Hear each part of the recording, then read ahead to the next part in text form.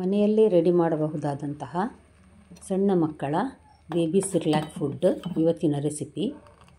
ಇದನ್ನು ಹೇಗೆ ಮಾಡೋದೆಂದು ನೋಡುವ.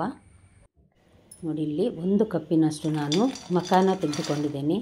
ನೀವು ಯಾವ ಕಪ್ಪನ್ನು ಉಪಯೋಗಿಸ್ತೀರಿ ಅದೇ ಕಪ್ಪನ್ನು ರವೆ ಹಾಕುವಾಗ ಸಹ ಉಪಯೋಗಿಸಬೇಕು. ಲೋ ಫ್ಲೇಮಲ್ಲಿ ಇದನ್ನು ಕ್ರಿಸ್ಪ್ ಆಗುವವರೆಗೆ ಫ್ರೈ ಮಾಡಬೇಕು. ಇದು ಪೌಡರ್ ನಾವು ಮಾಡಿ ಇಟ್ಟುಕೊಳ್ಳುವುದರಿಂದಾಗಿ ಇದಕ್ಕೆ ತುಪ್ಪ ಹಾಕೋದಿಲ್ಲ ನಾನೀಗ. ನಂತರ ಹಾಕ್ಕೊಳ್ಬೋದು ಮಾಡುವಾಗ, ಇದನ್ನು ಕುದಿಸಿ ಮಣ್ಣಿ ಮಾಡುವಾಗ. ನೋಡಿ, ಈಗ ಒಳ್ಳೆ ಕ್ರಿಸ್ಪ್ ಆಗಿದೆ. ಇದನ್ನು ತೆಗೆದೀಗ ನಾನು ಒಂದು ಬಟ್ಟಲಿಗೆ ಹಾಕಿ ಇಡ್ತೇನೆ. ಈಗ ನೋಡಿ, ನೀವಿನ್ನೂ ನನ್ನ ಚಾನಲನ್ನು ಸಬ್ಸ್ಕ್ರೈಬ್ ಮಾಡಿಲ್ಲ ಅಂದರೆ ದಯವಿಟ್ಟು ಸಬ್ಸ್ಕ್ರೈಬ್ ಮಾಡಿ. ನೋಡಿ, ಇಲ್ಲಿ 1 ಕಪ್ಪಿನಷ್ಟು ರವೆ ಹಾಕಿದ್ದೇನೆ. ಬೊಂಬಾಯಿ ರವೆ ಹೇಳ್ತೇವೆ ನೋಡಿ, ಸಪೂರ ಸಜ್ಜಿಗೆ ಅಂದರೆ ಸಣ್ಣಗಿರುವ ರವೆ. ಇದು ಉಪ್ಪಿಟ್ಟು ಮಾಡುವಂಥದ್ದು. ಹಾಗೂ ನಿಮಗೇನಾದರೂ ಈ ವಿಡಿಯೋ ಇಷ್ಟ ಆದರೆ ದಯವಿಟ್ಟು ಲೈಕ್ ಬಟನನ್ನು ಪ್ರೆಸ್ ಮಾಡಿ.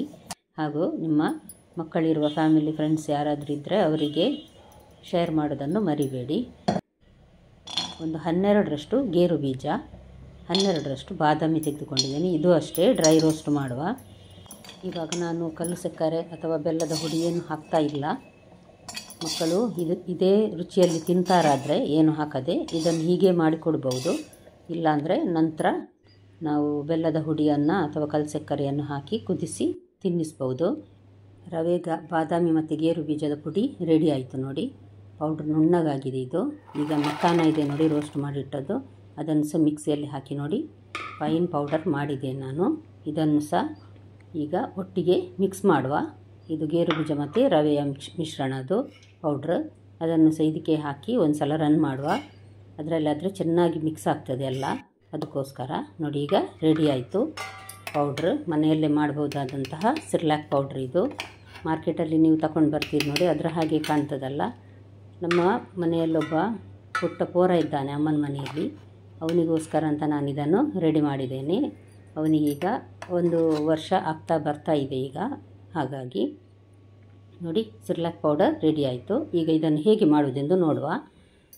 ಇದು ನೋಡಿ, 2 ಚಮಚದಷ್ಟು ನಾನು ಸಣ್ಣ ಚಮಚ ಸಿರ್ಲಾಕ್ ಪೌಡ್ರನ್ನು ಒಂದು ಪಾತ್ರೆಯಲ್ಲಿ ಹಾಕಿದ್ದೇನೆ. ಸಣ್ಣ ಕಪ್ ನೀರು ಹಾಕಿದ್ದೇನೆ.